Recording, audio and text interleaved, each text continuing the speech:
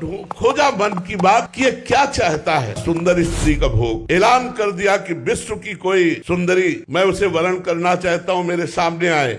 तो बहुत से जो अपनी सुंदरता का अभिमान रखती थी सुंदरियां एकत्र, क्योंकि चक्रवर्ती सम्राट महाराज भर्तृहरि, उनमें एक का नाम था पिंगला। भर्तृहरि जी के चित्त को लुभायमान कर दिया। भर्तृहरि जी ने उसके साथ पाणी ग्रहण किया। उन्होंने कहा राजपाट हमारा छोटा भाई विक्रमादित्य संभालेगा। अब मैं देखता हूँ इस काम में सुख कितना है। जिस काम के लिए मेरा मन लालायित हुआ, पहले मैं सुख से तृप्ति प्राप्त करूंगा। अब राजमहल केवल समय से भोजन पहुंच जाएगा, कोई भी राजकाज सब विक्रमादित्य के ऊपर, और आप केवल भोग निर्णय करने के लिए। बहुत वर्ष व्यतीत होते गए, लेकिन समय नहीं पता चला। पिंगला एक दिन अपने महल के पार्श्व की तरफ देखा, एक हष्ट पुष्ट जवान घोड़ों की रखवाली करवा रहा था। कोई मालिश कर रहा है, कोई कुछ कर, उसे अश्वपाल कहते हैं। देखा और जम गया। पिंगला ने दासी को भेजा, अश्वपाल से कौन मिलना चाहती। अब महाराज जब शयन में होते तब अश्वपाल से मिलना शुरू हुआ। अब आप बहुत ध्यान से सुनना। एक गरीब ब्राह्मण तपस्या कर रहा था देवराज इंद्र के लिए कि वो प्रसन्न और मुझे धन दे। देवराज इंद्र प्रकट हुए और एक फल दिया, बोले अमर फल, इसे खाने से अमर हो जाता है। बस अंतर ध्यान हो गए। उनका मेरी बात भी नहीं सुनी। मुझे गरीब को अमर होके क्या करना है, मुझे तो धन चाहिए था। ये अमर फल मैं महाराज भर्तृहरि को दे देता हूँ, और भर्तृहरि धर्मात्मा राजा है, वो अमर रहेंगे तो हमारी प्रजा सुखी रहेगी। महाराज की जय हो। कहो विप्रवर कैसे आगमन हुआ। महाराज मैंने तपस्या कर मुझे देवराज इंद्र ने एक अमर फल दिया, इसे खाने से अमर हो जाया जाता है। आज्ञा करी जितना खजाने से धन चाहिए इनको दे दीजिए। अमर फल लिया, सोचा मेरी आसक्ति पिंगला पे है, मैं अमर होकर क्या करूंगा। अगर पिंगला अमर रहेगी तो मैं सुखी रहूंगा। पिंगला को बुलाया और कहा ये हमारे